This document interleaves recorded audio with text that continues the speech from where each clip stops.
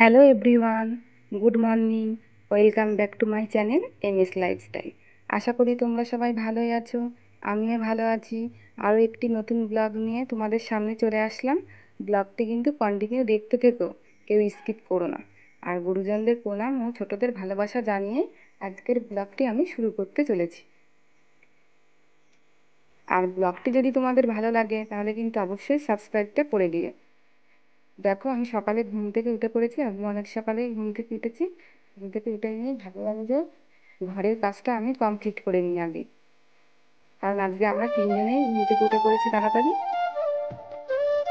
ঘুম থেকে উঠেই আমি আগে জানলাটা খুলে দিলাম, জানলাগুলো খুলে দিয়ে আমি বিছনাটা কাঁথা বালিশগুলো ঠিকঠাক করে রেখে আমি বিছনাটা ঝেড়ে নিয়েছি। তারপরে ঘরটাও পরিষ্কার করে ঝাড় দিয়ে নিয়েছি, নিয়ে বারান্দাটাও আমি ঝাড় দিয়ে নিচ্ছি। আর বারান্দায় দেখতে পাচ্ছ যে সাইকেল, এটা আমার সাইকেল। তোমাদের দাদা ভাই কিনে দিয়েছে ছেলেকে স্কুলে নিয়ে যাওয়ার জন্য, প্রাইভেটে নিয়ে যাওয়ার জন্য। মানে স্কুল প্রাইভেটটা তো একটু দূরে দূরেই, মানে হেঁটে হেঁটে সবসময় যাওয়া সম্ভব হয় না, তাড়াতাড়ি যেতে হয়, মানে সকাল স্কুল মানে পড়ে এসে স্কুল চলে যেতে হয়। এবার তাড়াতাড়ির জন্য সেই জন্য সাইকেলটা আমাকে কিনে দিয়েছে। সাইকেলে করে আমি ছেলেকে নিয়ে আসা করি। আর দেখো, আমার বারান্দা মানে কোটে সব ঝাড় দেওয়া হয়ে গেছে। এবার আমি ঘরটাও সুন্দর করে পরিষ্কার করে মুছে নেব, কারণ ঘর আমার প্রতিদিনই মুছতে হয়, কারণ ছেলে থাকে, ছেলে ঘরে বারান্দায় খেলা করে, নোংরা থাকলে বাচ্চা মানুষ, সেই জন্য আমি প্রতিদিন ঘরটা পরিষ্কার করে মুছে নিই। আর ঘর না যদি মুছি একদিন, মনে হয় যেন কি একটা কাজ আমি করিনি, কিন্তু ঘরটা আমি প্রতিদিনই মুছি। আর আজকে আমি সকালবেলার মানে খাওয়া দাওয়াটা তোমাদের সাথে দেখাইনি কী খেয়েছি। আজকে আমরা ছাতু খেয়েছিলাম, কারণ আজকাল রান্না করিনি। বললাম যে আজকে ছাতু খেলাম সকালে, এবার তাড়াতাড়ি রান্না করবো, তখন আবার দুপুরে তাড়াতাড়ি খেয়ে নেবো। তাই বলে তিনজনেই আমরা ছাতু খেয়েছিলাম।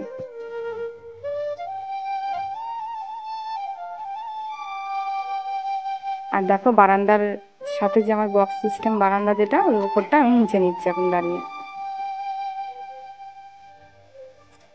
আর বারান্দাটাও মুছে নিয়ে তারপরে কোটেটাও মুছে নেবো।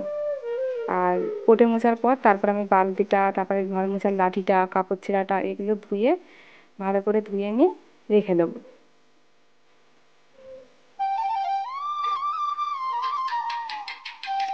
তারপরে তো আরও অন্যান্য কাজ তো আমার আছেই, বাসন মাজা, ঝাড়, রান্নাঘর পরিষ্কার করা, এগুলো তো আছেই আরও।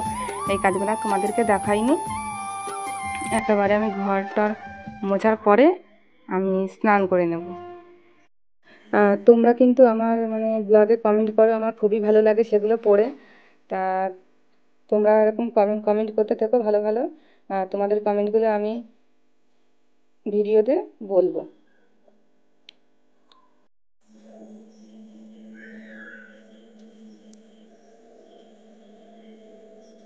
তোমরা যে যেখান থেকে আমার ব্লগটি দেখছো না কেন, সবাই সুস্থ থেকো, ভালো থেকো, আমরাও ভালো আছি।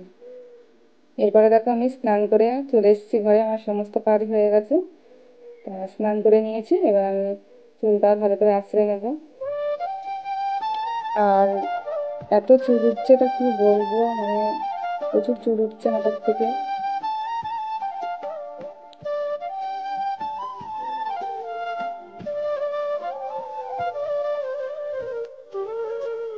এরপর আমি সিঁদুরটাও পরে নেব। সিঁদুর পরার পর তারপরে আমি পুজোয় বসবো।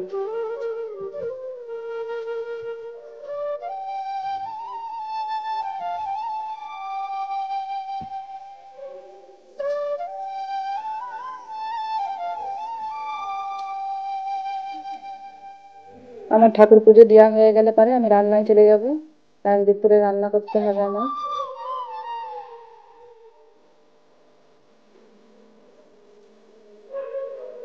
আর মানে দাদা ভাই মাছ নিয়ে এসছে, আজকে বাড়ি আছে, ও কাজে যায়নি, কারণ ছেলের শরীরটা খারাপ বলে ছেলেকে ডাক্তার দেখাতে নিয়ে যাবে, সেই জন্য বাড়ি আছে। আর ও মাছ নিয়ে এসছে, পার্শে মাছ। তো সকালেই আমার স্নান করা হয়ে গেছে বলে আমি বললাম যে তুমি বাড়ি আছো যখন, তাহলে মাছটা কেটে দাও, আমার স্নান করা হয়ে গেছে, তাহলে আমি আর কাটবো না। তাই ও মাছটা কেটে দিচ্ছি। আজকে এই পার্শে মাছের ঝাল করব আমি, তো সেই ঝালের রেসিপিটাই তোমাদের সাথে শেয়ার করবো। দেখো মাছগুলো আমি লাল লাল করে ভেজে নিয়েছি। আর মশলা আমি করেছি, একটা পেঁয়াজ কেটে নিয়েছি, আর সর্ষে, অল্প একটু আদা, একটু রসুন আর কাঁচা লঙ্কা, এটা আমি বেটে নিয়েছি শিলে। এইটাই মশলা মাছের। আর মাছগুলো ভাজা হওয়ার পর তারপরে ওই তেলের মধ্যে আমি মশলাটা দিয়ে সাথে সাথে আমি জল দিয়ে দিয়েছি, কারণ সর্ষে দেওয়া আছে তো, মানে তেলের মধ্যে দিলে পরে কারণ সর্ষেটা তেতো লাগবে, সেদিন আমি একটু জল দিয়ে দিয়েছি। দেওয়ার পর অল্প একটু জল দেবো, কারণ মাছটা তো ঝাল করবো, বেশি ঝোল করবে না, সেই জন্য অল্পই জল দিয়েছি আমি। এবার এই ঝোলটা ফুটে যাবে, তারপরে মাছগুলো আমি দিয়ে দেবো। আর লবণটা একটু চেক করে নিতে হবে যে লবণ লাগবে কি না। তারপরে কিছুক্ষণ ফুটলে পারে তরকারিটা আমি নামিয়ে নেবো। আর জানো তো আজকের তরকারিটা এত সুন্দর হয়েছে খেতে, তা তোমাদেরকে কি বলবো, দারুণ হয়েছে। তোমরা একবার বানিয়ে খেও, মানে এটা দিয়েই মানে সবার ভাত খাওয়া হয়ে যাবে। খুব সুন্দর হয়েছে দেখো। আর মাছের তরকারিটা নামানোর পর মাছের তরকারির লুকটা ঠিক এমন হয়েছে দেখতে। আর আমি দুপুরে কী কী রান্না করেছি সেটা তোমাদেরকে একবার দেখিয়ে দিই। ভাত, আর আমাদের এই যে গাছেরই পেঁপে, পেঁপে এটা ভাজা হয়েছে, একটা পেঁপে পেয়েছিলাম। আর রান্না হয়েছে এই যে মাছের তরকারি, সেটা তোমাদেরকে দেখিয়ে দিলাম। তারপরে দেখো তোমাদের দাদাভাই ছেলেকে নিয়ে ডাক্তার দেখাতে গেছিল। এবার আসার পর আমি তো ছেলেকে স্নান করে দিয়েছি, আর ক্যাডবেরি বলেছিল ছেলের জন্য তো আমার জন্য তো, তাই আমরা খাচ্ছিলাম। এবার ক্যাডবেরি খাওয়ার পর আমি আবার জামা কাপড় ভাঁজ করবো, কারণ আগের দিন অনেক জামা কাপড় কেচে দিয়েছিলাম, সেই জামা কাপড়গুলো শুকিয়ে গেছিলো, বিকেলবেলা তুলে এনে আমি চেয়ারে রেখে দিয়েছিলাম। আর কিছু ভিজেছিল সেগুলো সকালে রোদে দিয়েছি, আর দুপুরের মধ্যে শুকিয়ে গেছে। সেজন্য ভাবলাম যে আমার স্নান করে রান্না হয়ে গেছে, ছেলেকে স্নান করানো হয়ে গেছে, তার টাইম রয়েছে, এখন তাই জামা কাপড়গুলো ভাঁজ করে নিই। জামা কাপড়, অনেক জামা কাপড় ভালো করে ভাঁজ না করলেও হয় না, একটু টাইম হাতে করে নিয়ে ভাঁজ করতে হয়। সেজন্য আমি ভাবলাম এখন টাইম আছে, ভাত ঘরে একটু একটু পরে ভাত খাবো, সেই জন্য আমি জামা কাপড়গুলো একটু কি করে ভাঁজ করে নিচ্ছি। ভাঁজ করে নিয়ে ঠিকঠাক যেখানে যেটা রাখা সেটা রেখে দেবো। আর ছেলেও বসে রয়েছে খাটের উপরে, খেলা করছে।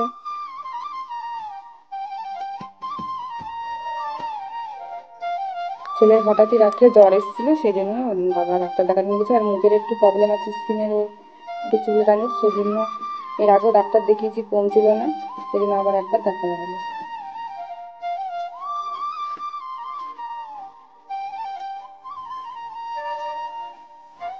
আর আমি কাজ করছি, ছেলে এদিকে আমার সাথে কথা বলছে, খেলা করছে, আমি ওর সাথে কথা বলছি। ছেলে মানে স্কুলে গেলে, প্রাইভেটে গেলে টাইম কাটতে চায় না, আর বাড়ি থাকলে বাড়ি টাইম কেটে যায় না।